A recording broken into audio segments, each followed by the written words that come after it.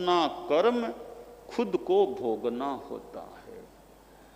मेरा कर्म मुझे भोगना है, आपका कर्म आपको भोगना है। इस ऐसा नहीं कि मेरा कर्म आप भोग लें, आपका कर्म मैं भोग लूं। अपना अपना कर्म भोगना है। आचारांग भाष्य में बताया गया कि अर्थ का अर्जन करने में, काम का आसेवन करने में जो दुख अर्जित होता है वह अपना अपना कर्म का विपाक होता है, फल मिलता है, वह अपना अपना होता है। कौन से जन्म का बांधा हुआ कर्म किस जन्म में आकर वो फल दे दे।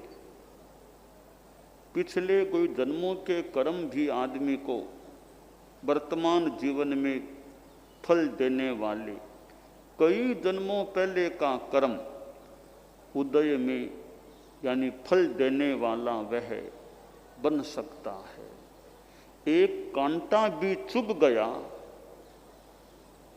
महात्मा बुद्ध के कि कांटा कोई चुभ गया तो कहा भाई इतने कितने युकान में कितने जन्मों पहले मैंने पाप किया था, पुरुष को हत किया था, उस कर्म के विपाक से आज यह मेरे तकलीफ हुई है। तो बड़े बड़े पुरुष महापुरुष होते हैं, उनको भी अपना किया हुआ कर्म भोगना पड़ता है। भगवान महावीर को भी कितना भोगना पड़ा, कितने कष्ट उपद्रव उपसर्ग, तीर्थंकर बन जाने के बाद भी प्रतिकूलता की स्थिति उनके शरीर में आ गई। तो यह कर्म किसी को नहीं छोड़ता। कर्म बड़ा बलवान है, यह किसी की परवाह नहीं करता। निष्पक्षता में देखें तो कर्म से ज्यादा कोई निष्पक्ष मिलना मुश्किल है।